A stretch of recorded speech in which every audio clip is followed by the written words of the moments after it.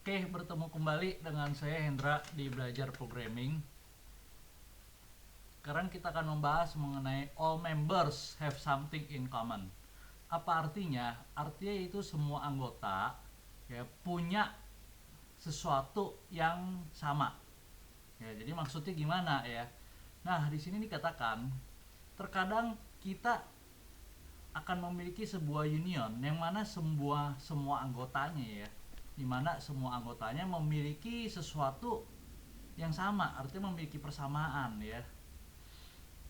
Contohnya misalkan keduanya untuk array dan string punya metode slice.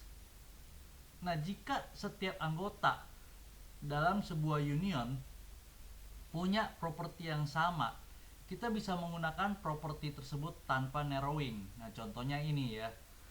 Return type dianggap ya, diambil kesimpulan ya. Return type diambil kesimpulan sebagai number array atau string. Nah, di sini function get first tree x number array ya, pipe string ya. Lalu return x.slice 0,3. Nah, slice ini bisa kita jalankan dengan menggunakan number array, bisa juga kita jalankan dengan menggunakan string. Ya, jadi kalau data yang masuk berupa number array atau data yang masuk berupa string, maka slice ini tetap berlaku. Ya, jadi slice ini merupakan in common ya, jadi sama gitu, sama dimiliki oleh array, dimiliki juga oleh string.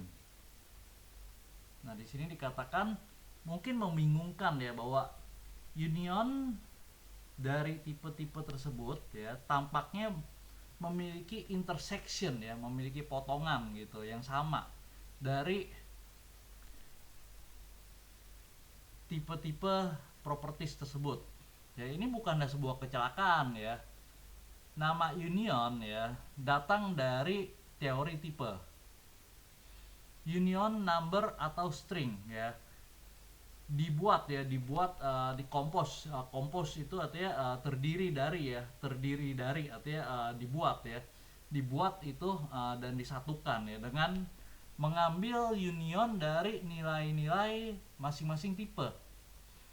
Perhatikan bahwa dua set dengan fakta yang bersesuaian mengenai masing-masing set ya, hanya intersection dari fakta tersebut yang diterapkan pada union dari set itu sendiri.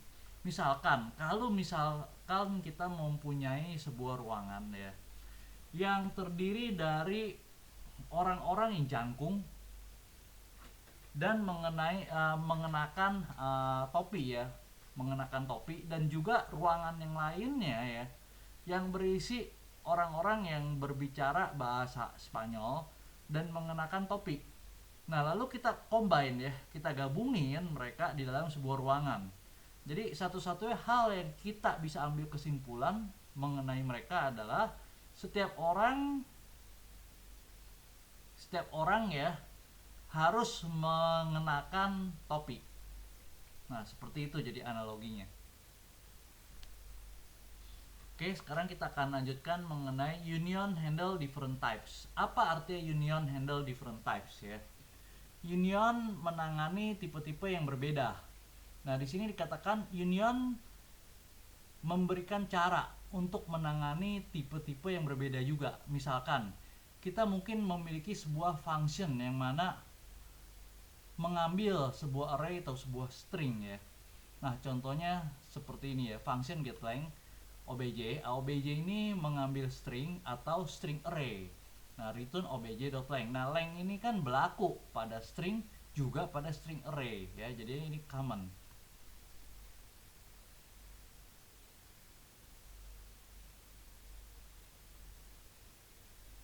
Oke. Sekarang kita akan bahas mengenai using type of ya, menggunakan type of. Apa itu type of ya? Untuk mempelajari tipe dari sebuah variabel, gunakan type of ya. Jadi type of ini mirip seperti function ya. Jadi type-nya apa, predikatnya apa ya. Predikat yaitu sebuah function yang akan menghasilkan true or false ya, benar atau salah. Nah, jadi kalau type-nya string, kita bisa lihat di sini dicek dengan type of. apakah s sama dengan string ya. Nah kalau number type of n sama dengan number ya, perhatikan ya sama dengannya 3 ya, jadi dia tidak bisa melakukan type coercion ya, type coercion itu nggak bisa ya, jadi nggak bisa otomatis ya, otomatis dia sesuaikan type-nya, nggak bisa ya, karena ini 3 ya, strict. Nah di sini types boolean, type of b sama dengan boolean ya, lalu di sini undefined, type of undefined sama dengan undefined, function type of f sama dengan function. Bagaimana dengan array? Array untuk ngeceknya array.isArray ya, tidak menggunakan type of ya, untuk mengecek dan menghasilkan true or false ya. Function return different values, apa artinya ya? Artinya itu fungsi mengembalikan nilai-nilai yang berbeda. Jadi di sini dikatakan misalkan kita bisa membuat sebuah function mengembalikan nilai-nilai yang berbeda tergantung pada apakah dia dipas sebuah string atau sebuah array. Kenapa bisa gitu? Nah, kita bisa lihat contoh programnya di sini, function wrap in array obj ya. Obj nama parameternya menerima string atau string array. Nah, tapi dalamnya kita tambahin if ya, jika. Jadi kita cek jika type of obj sama dengan string, baru returnnya obj ya. Obj, returnnya obj array di sini ya. Justru terbalik. Jadi ketika obj-nya string, maka returnnya sebagai string array. Nah, kita bisa lihat di sini untuk obj string ya, untuk obj string jadi ya, return obj ya, return obj. Jadi kalau misalkan ini obj string biasa ya, otomatis keluar dari if, dan keluar dari if maka hasilnya itu return obj. Nah di sini sebenarnya parameter obj string ini merupakan komen ya teman-teman. Ini merupakan komen. Ya, coba mohon maaf saya akan perbaiki sebentar. Ini merupakan komen sebenarnya. Oke.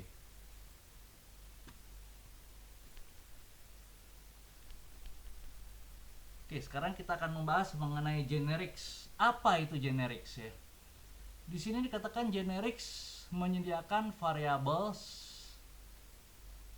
ke tipe ya, variabel to types ya, variabel ke tipe. Apa artinya ya? Nah artinya adalah ini contoh yang umum ya, adalah sebuah array contohnya ya.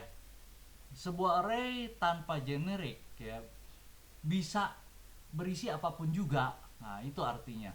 Tapi array dengan generik bisa menggambarkan nilai-nilai yang mana array itu berisi ya. Jadi contoh seperti ini ya. Contoh pertama itu type string array sama dengan array string ya. Artinya apa? Artinya ini type string array diisi oleh array of string istilahnya ya. Berarti anggota-anggota array ini harus string semua, nggak boleh ada yang lain. Dan di sini udah jelas ya, udah jelas. Jadi tidak invert ya, tidak diambil kesimpulan sendiri oleh TypeScript ya. Kita sudah nyatakan dengan sangat jelas bahwa array-nya berupa array of string. Nah, di sini juga sama, type number array sama dengan array of number ya. Berarti array-nya udah dipastikan berupa number isinya. Nah, yang paling bawah juga ya, type object with name array sama dengan array dari object ya, name colon string.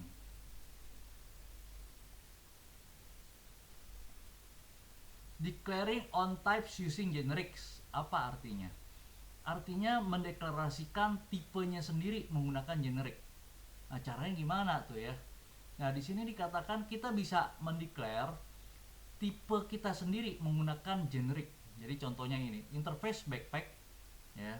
Lalu gunakan angel bracket ya. Yaitu bracket yaitu tutup kurung tapi siku, type ya. Lalu di sini ada add obj type void. Lalu ada get. Nah, di sini function ke type.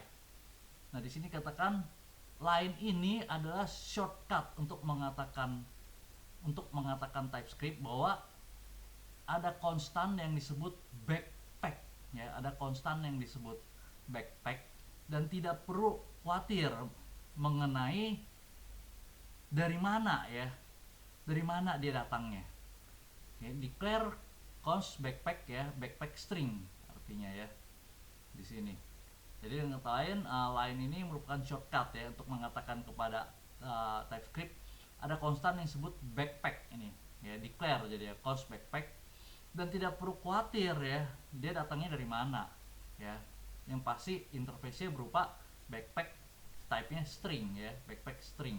Berarti yang diterima oleh interface ini hanya berupa string type-nya. Ini udah jelas.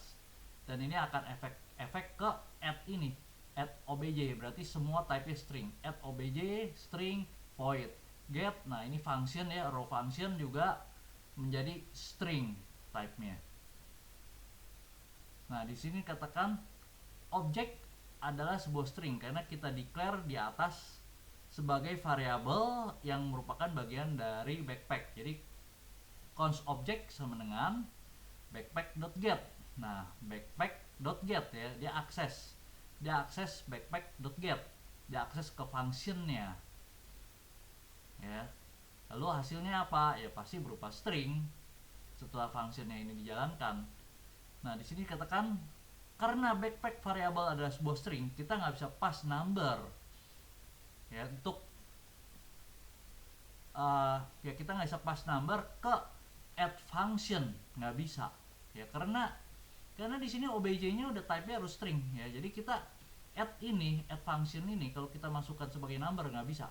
Jadi contoh kita masukkan sebagai number nih, backpack.add 23 ya, kita akses di sini add ya. Add ini kan berupa function ya, yang mana returnnya void nih ya. Nah, apa hasilnya? Yaitu TypeScript akan menghasilkan error ya, error. Di sini dikatakan warningnya itu argumen dari tipe number tidak dapat diassign ke parameter dari tipe string. Ya sudah jelas karena di sini obj type-nya udah diganti dengan string. Ya, jadi udah nggak bebas lagi. Tapi kalau kita ganti misalkan type-nya ini dengan number, ini pasti bisa. Ya, seperti itu. Oke, terima kasih. Kita akan bertemu kembali di video selanjutnya.